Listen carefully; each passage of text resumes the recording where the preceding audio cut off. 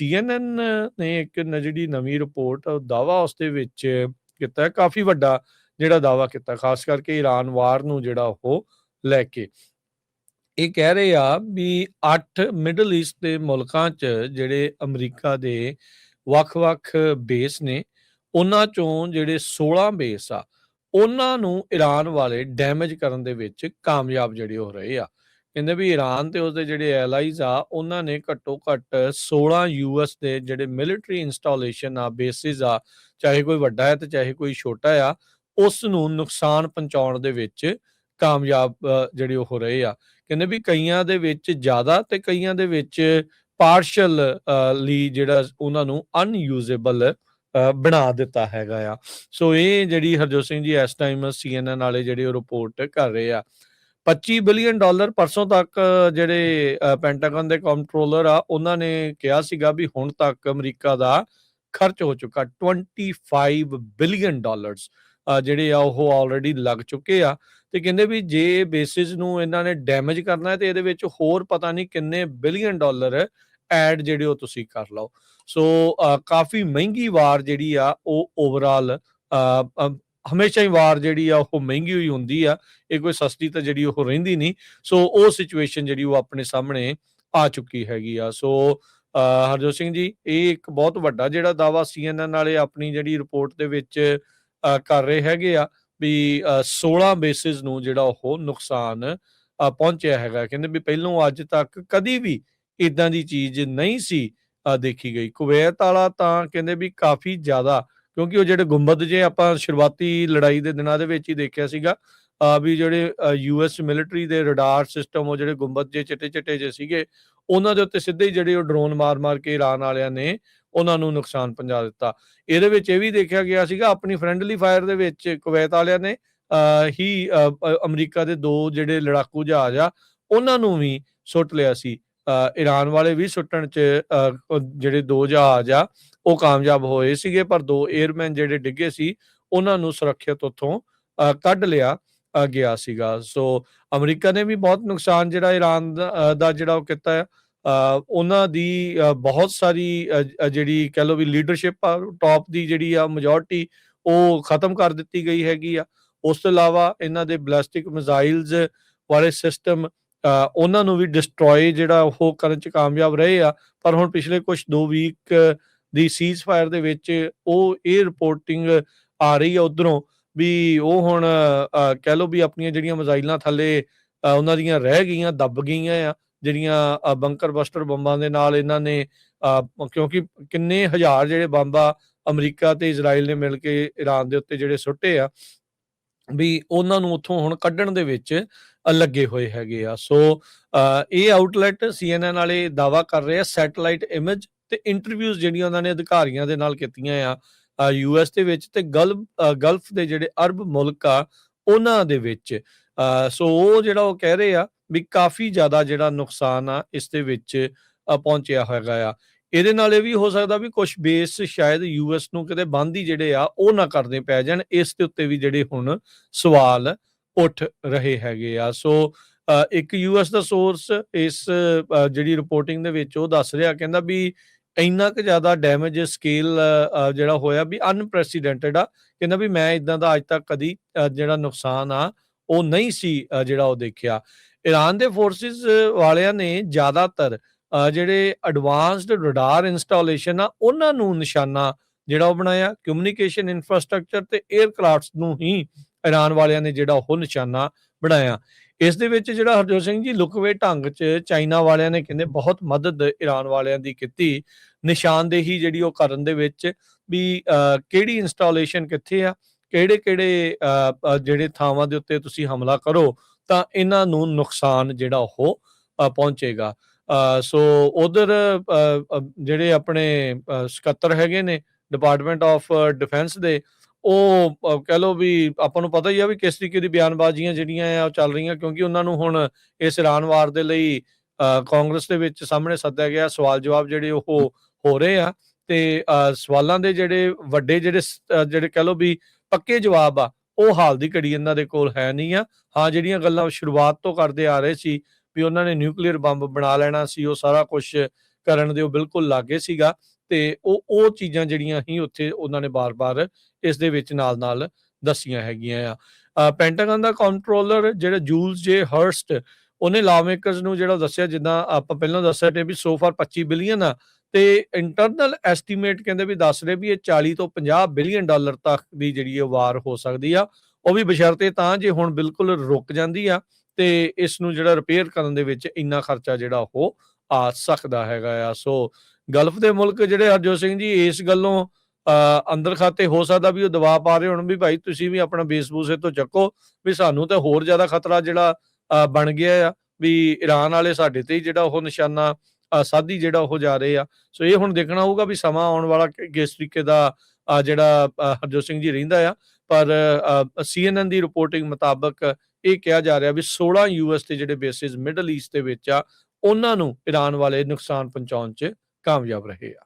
ਜੀ ਬਿਲਕੁਲ। ਸੋ ਇਸ ਰਿਪੋਰਟ ਦੇ ਮੁਤਾਬਕ ਕਹਿੰਦੇ ਵੀ US ਦੀ ਜਿਹੜੀ ਪੋਜੀਸ਼ਨ ਆ ਮਿਡਲ ਈਸਟ ਦੇ ਵਿੱਚ 16 ਬੇਸਿਸ ਦੇ ਉੱਤੇ ਕਾਫੀ ਮਾੜੀ ਹੋਈ ਹੈਗੀ ਆ। ਸੋ ਕਹਿੰਦੇ ਵੀ ਕੁਵੈਤ ਦਾ ਜਿਹੜਾ ਬਿਲਕੁਲ ਈਰਾਨ ਦੇ ਲਾਗੇ ਆ, ਉੱਥੋਂ ਤਾਂ ਜਿਹੜਾ ਪਾਰਸ਼ੀਅਲ ਵਿਡਰਾਅਲ ਜਿੱਦਾਂ 70% ਨਹੀਂ, ਪਾਰਸ਼ੀਅਲ ਨਹੀਂ, ਜ਼ਿਆਦਾ ਹੀ ਹੋ ਗਿਆ, 70% ਵਿਡਰਾਅਲ ਅਮਰੀਕਾ ਵਾਲੇ ਕਰ ਰਹੇ ਆ ਤੇ ਸਾਊਦੀ, ਬਹਿਰੀਨ, ਓਮਾਨ ਉੱਥੋਂ ਵੀ ਪਾਰਸ਼ੀਅਲ ਵਿਡਰਾਅ ਕਰ ਰਹੇ ਹੈਗੇ ਆ। ਕੁਵੈਤ ਸਭ ਤੋਂ ਲਾਗੇ ਆ ਈਰਾਨ 'ਚ ਤੇ ਉਹ ਕਹਿੰਦੇ ਵੀ ਇੰਨਾ ਜ਼ਿਆਦਾ ਡੈਮੇਜ ਹੋਇਆ ਉੱਥੇ ਦਾ ਬੇਸ ਅਮਰੀਕਾ ਦਾ ਜਿਹੜਾ ਸੀਗਾ ਫੁੱਲੀ ਤੇ ਟੋਟਲੀ ਜਿਹੜਾ ਕਿ ਯੂਜ਼ੇਬਲ ਨਹੀਂ ਹੋ ਸਕਦਾ ਤੇ ਉਹ ਰਿਪੇਅਰੇਬਲ ਨਹੀਂ ਹੋ ਸਕਦਾ ਹੈਗਾ। ਕੈਂਪ ਬੀਹੋਰਿੰਗ ਤੇ ਕੈਂਪ ਐਰੀਫਜ਼ਾਨ ਇਹ ਜਿਹੜੇ ਬਹੁਤ ਕਲੋਜ਼ ਹੈਗੇ ਇੱਕ ਦੂਜੇ ਦੇ ਤੇ ਕਹਿੰਦੇ ਵੀ ਫੁੱਲੀ ਡਿਸਮੈਂਟਲ ਹੋ ਗਿਆ ਤੇ ਫੁੱਲੀ ਪੈਕਡ ਅਪ ਤੇ ਇਹ ਕਾਫੀ ਜਿਹੜੀ ਪੋਜੀਸ਼ਨ ਆ ਉੱਥੇ ਜਿਹੜੀ ਬੇਸਿਸ ਦੀ ਆ ਅਮਰੀਕਾ ਦੀ ਬੈਡ ਹੋਈ ਆ। ਇਹ CNN ਨੇ ਇਨਵੈਸਟੀਗੇਟਿਵ ਰਿਪੋਰਟ ਛਾਪੀ ਆ। ਉਧਰ ਅੱਜ ਵਾਸ਼ਿੰਗਟਨ ਪੋਸਟ ਰਿਪੋਰਟ ਕਰ ਰਿਹਾ ਹੈ ਕਿ ਪ੍ਰੈਜ਼ੀਡੈਂਟ ਟਰੰਪ ਉਹਨਾਂ ਦੀ ਐਡਮਿਨਿਸਟ੍ਰੇਸ਼ਨ ਨੇ ਇਹ ਕਿਹਾ ਕਿ ਜਿਹੜੀ ਈਰਾਨ ਦੀ ਜੰਗ ਆ ਉਹ ਟਰਮੀਨੇਟ ਕਰਤੀ ਆ ਕਿਉਂਕਿ 60 ਦਿਨਾਂ ਦੀ ਡੈਡਲਾਈਨ ਸੀ। ਅਪ੍ਰੈਲ ਮਹੀਨੇ ਦੇ ਵਿੱਚ ਕਹਿੰਦੇ ਵੀ ਅਸੀਂ ਕਹਿ ਦਿੱਤਾ ਸੀ ਵੀ ਸੀਜ਼ ਫਾਇਰ ਹੋ ਗਿਆ, ਸੋ ਉਹਦਾ ਮਤਲਬ ਵੀ ਜੋ ਆ ਜੰਗ ਬੰਦ ਹੋ ਗਈ ਹੈਗੀ ਆ, ਕਿਉਂਕਿ ਨਹੀਂ ਤਾਂ ਕੀ ਆ ਇੱਕ 1973 ਦਾ ਰੂਲ ਹੈਗਾ ਆ ਜਿਹਦੇ ਮੁਤਾਬਕ ਕਾਂਗਰਸ ਤੋਂ ਅਪਰੂਵਲ ਲੈਣਾ ਪੈਂਦਾ ਆ ਪ੍ਰੈਜ਼ੀਡੈਂਟ ਨੂੰ ਕੋਈ ਮਿਲਟਰੀ ਐਕਸ਼ਨ ਦੇ ਲਈ ਜੇ ਉਹ 60 ਦਿਨਾਂ ਤੋਂ ਵੱਧ ਦਾ ਹੈਗਾ।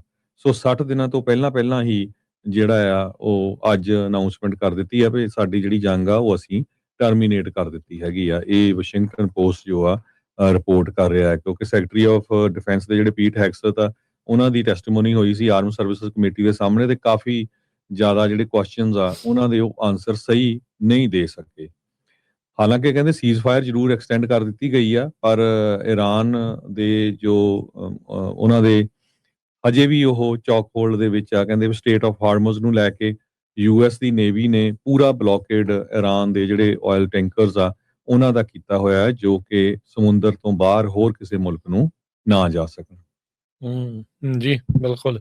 ਉਧਰ ਅੱਜ ਜਿਹੜਾ ਇਹ ਰਿਪੋਰਟ ਆ ਰਹੀ ਆ ਵੀ ਨਵਾਂ ਜਿਹੜਾ ਪ੍ਰਪੋਜ਼ਲ ਆ ਈਰਾਨ ਦੇ ਦੁਆਰਾ ਫਰੈਸ਼ ਪ੍ਰਪੋਜ਼ਲ ਪਾਕਿਸਤਾਨ ਜਿਹੜੇ ਕਿ ਮੀਡੀਏਟਰਸ ਹੈਗੇ ਆ ਉਹਨਾਂ ਨੂੰ ਘੱਲਿਆ ਜਿਹੜਾ ਹੋ ਗਿਆ ਹੈਗਾ ਆ। ਸੋ ਇਹ ਹੁਣ ਦੇਖਦੇ ਆ ਵੀ ਅੱਗੇ ਕਿਵੇਂ ਜਿਹੜਾ ਉਹ ਸਿਚੁਏਸ਼ਨ ਉਧਰ ਜਿਹੜੀ ਉਹ ਬਣਦੀ ਆ। ਈਰਾਨ ਦੇ ਜਿਹੜੇ ਰਾਗਚੀ ਹੈਗੇ ਆ ਉਹਨਾਂ ਨੇ ਕਿਹਾ ਆ ਵੀ ਅਸੀਂ ਡਿਪਲੋਮੈਸੀ ਗੱਲਬਾਤ ਦੇ ਲਈ ਰੈਡੀ ਆ ਤੇ US ਕਹਿੰਦੇ ਵੀ ਆਪਣਾ ਜਿਹੜਾ ਡਰਾਉਣ ਵਾਲਾ ਰੈਟੋਰਿਕ ਆ ਉਸ ਤੋਂ ਜਿਹੜਾ ਉਹ ਹਟੇ।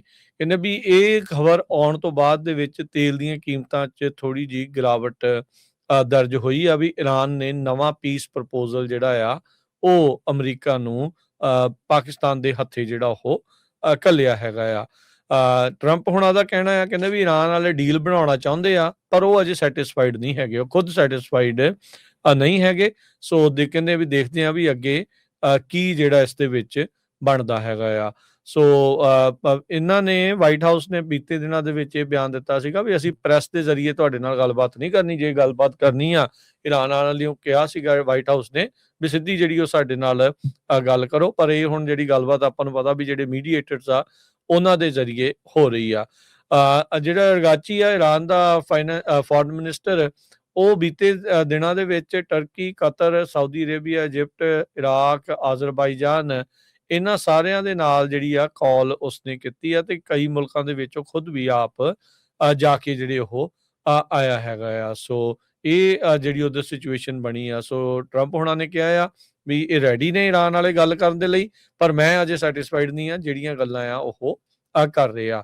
ਯੂਐਸ ਟ੍ਰੈਜਰੀ ਨੇ ਜਿਹੜਾ ਚੇਤਾਵਨੀ ਦਿੱਤੀ ਆ ਉਹਨਾਂ ਸ਼ਿਪਰਸ ਨੂੰ ਵੀ ਜੇ ਤੁਸੀਂ ਭਰਾਵਾ ਚੁੰਗੀ ਦਿੱਤੀ ਇਰਾਨ ਵਾਲਿਆਂ ਨੂੰ ਤਾਂ ਫਿਰ ਅਸੀਂ ਤੁਹਾਡੇ ਤੇ ਸੈਂਕਸ਼ਨਾਂ ਲਾ ਦੇਣੀਆਂ। ਸੋ ਸ਼ਿਪਰ ਵਿਚਾਰੇ ਜਿਹੜੇ ਉਹ ਬੜੇ ਕਸੂਤੇ ਜਿਹੜੇ ਉਹ ਫਸੇ ਨੇ। ਇਰਾਨ ਵਾਲੇ ਲੰਘਣ ਨਹੀਂ ਦਿੰਦੇ, ਕਹਿੰਦੇ ਵੀ ਪੈਸੇ ਦਿਓ ਤੇ ਫਿਰ ਅਸੀਂ ਲੰਘਣ ਦੇਵਾਂਗੇ, ਤੇ ਜੇ ਪੈਸੇ ਲੈ ਕੇ ਇਰਾਨ ਵਾਲੇ ਉਹਨਾਂ ਨੂੰ ਲੰਘਾਉਂਦੇ ਆ ਤੇ ਅਮਰੀਕਾ ਵਾਲੇ ਕਹਿੰਦੇ ਵੀ ਅਸੀਂ ਤੁਹਾਡੀ ਜਿਹੜੀ ਉਹ ਢਿਬਰੀ ਟਾਈਟ ਕਰ ਦੇਣੀ ਆ, ਵੀ ਇੱਧਰ ਤੁਹਾਡੇ ਤੇ ਅਸੀਂ ਜਿਹੜੀਆਂ ਉਹ ਸੈਂਕਸ਼ਨਾਂ ਜਿਹੜੀਆਂ ਉਹ ਲਾ ਦੇਣੀਆਂ ਆ।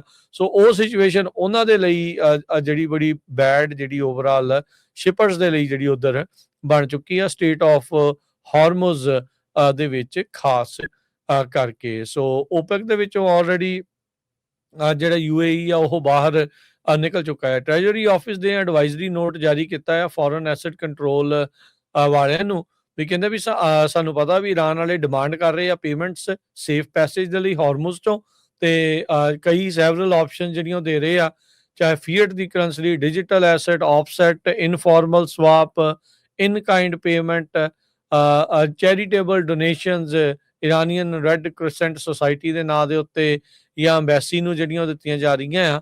ਤੇ ਕਹਿੰਦੇ ਵੀ ਅਸੀਂ ਅਲਰਟ ਜਿਹੜਾ ਉਹ ਕਰ ਰਹੇ ਆ, ਇਸ਼ੂ ਕਰ ਰਹੇ ਆ, ਵਾਰਨਿੰਗ ਦੇ ਰਹੇ ਆ US ਤੇ ਨਾਨ US ਪਰਸਨਸ ਨੂੰ, ਵੀ ਉਹਨਾਂ ਨੂੰ ਤੁਹਾਨੂੰ ਜਿਹੜਾ ਸੈਂਕਸ਼ਨਸ ਦਾ ਡਰ ਹੋਊਗਾ ਅਮਰੀਕਾ ਦੇ ਵੱਲੋਂ ਜੇ ਤੁਸੀਂ ਇਸ ਤਰੀਕੇ ਦੀ ਕੋਈ ਵੀ ਪੇਮੈਂਟ ਇਰਾਨ ਨੂੰ ਕੀਤੀ ਸੇਫ ਪੈਸੇਜ ਦੇ ਲਈ।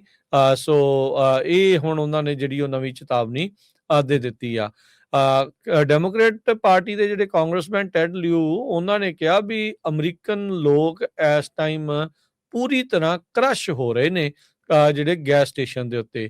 ਅੱਜ AAA ਦੇ ਮੁਤਾਬਕ ਕੱਲ ਦੇ ਨਾਲੋਂ ਆਲਰੇਡੀ ਹਰਜੋਤ ਸਿੰਘ ਜੀ 15-20 ਸੈਂਟ ਭਾਅ ਜਿਹੜਾ ਉੱਤੇ ਚੱਲ ਗਿਆ, $4 ਤੇ 39 ਸੈਂਟ ਨੂੰ ਨੈਸ਼ਨਲ ਐਵਰੇਜ ਜਿਹੜੀ ਹੋ ਚੁੱਕੀ ਹੈ। ਕੈਲੀਫੋਰਨੀਆ 'ਚ $6 ਤੋਂ ਪਾਰ ਹੋ ਚੁੱਕੀ ਆ ਜਿਹੜੀ ਐਵਰੇਜ ਗੈਸ ਦੀ ਜਿਹੜੀ ਗੈਸੋਲੀਨ ਦੀ ਪ੍ਰਾਈਸ 1 ਗੈਲਨ ਦੇ ਬਰਾਬਰ। ਸੋ ਕੰਮ ਜਿਹੜਾ ਉਹ ਖਾਸਾ ਇਸ ਟਾਈਮ ਬੈਡ ਜਿਹੜਾ ਉਹ ਖਾਸ ਕਰਕੇ ਆਇਲ ਨੂੰ ਲੈ ਕੇ, ਤੇਲ ਨੂੰ ਲੈ ਕੇ ਜਿਹੜਾ ਉਹ ਬਣਿਆ ਪਿਆ ਹੈ।